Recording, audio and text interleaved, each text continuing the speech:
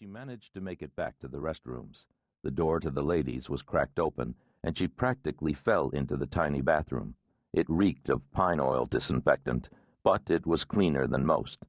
She remembered to close the door and lock it. Then she sat down on the john, only she missed it.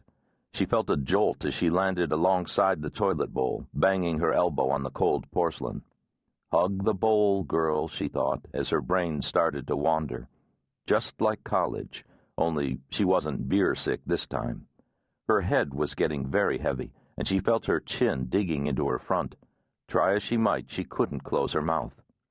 This is serious, a part of her brain told her, and another part answered back with a cynical, "No shit, Allie." Panicking now, she fumbled in her purse for her cell phone. Gonna call 911, gonna get some help here. This was terrible. It wasn't a heart attack, and she didn't feel nauseous, just hot. Hot all over, especially in her throat, mouth, and now her entire upper chest. Each breath came harder than the last. She tried to call out for help but could only manage a raspy croak, and even that hurt like hell. She stared at the door, the spots getting bigger in her field of vision. She willed someone to open the door, to see her on the floor with her mouth on fire, and most of all to call 911. But the door didn't open. Then she remembered she'd locked it. She tried for another croak, but it didn't come. Her heart was thumping in her fiery chest, and there was a roaring sound in her ears. Then she felt her heart just stop. Just like that, she thought, as the room became very bright, and everything finally stopped hurting.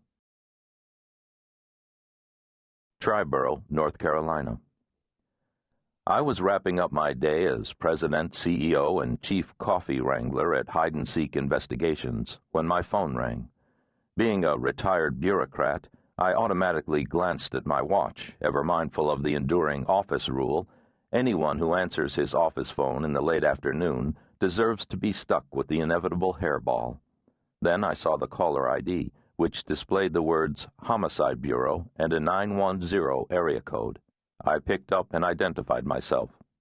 "Hey, Lieutenant Richter," a man said. "This is Bernie Price. Used to work in Triborough. I was city police when you were still with the Mansford County Sheriff's Office." "Yeah, Bernie, I remember," I said.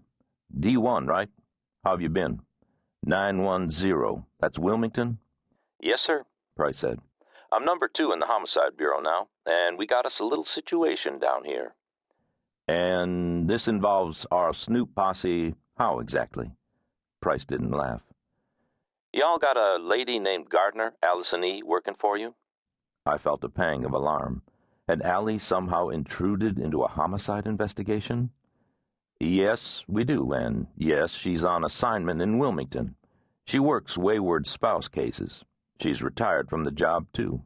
What's going on?" Typical of a homicide detective, Detective Price answered my question with a question, another alarm bell. "Can you tell me what she was working on here in Wilmington?" Oh, shit, I thought, leaning forward in my office chair. "Did you say was?" Price sighed. "Well, yeah, was. Sorry to have to tell you this, Lieutenant, but she turned up dead last evening in a gas station ladies' room." I swore, and my 2 German shepherds appeared in the doorway to my office, ears up. "What happened?" I asked. "Don't know yet. No smoking guns at the scene. Medical examiner has the remains at county right now. No signs of foul play. She have ticker trouble, maybe?" "Not that I knew about," I said. "Allie's dead?" "What was the gig down here?" "Some Triborough shyster's wife thought he was stepping out on her. She hired Allie to get corroboration. Nothing dramatic. The wife told Allie where they'd be staying and who the Brand X woman was. She's apparently got a divorce gunfighter cocked and ready. I think she just wanted pictures." "This wife or her husband violent types?" "Beats me, Bernie," I said. "But I don't think so. Like I said, this was beyond routine. The subjects were staying at that riverfront Hilton, as was Allie. She called in yesterday afternoon, said she had the goods. She said she had to take care of some personal business, but then she'd be back today late." "So she wasn't working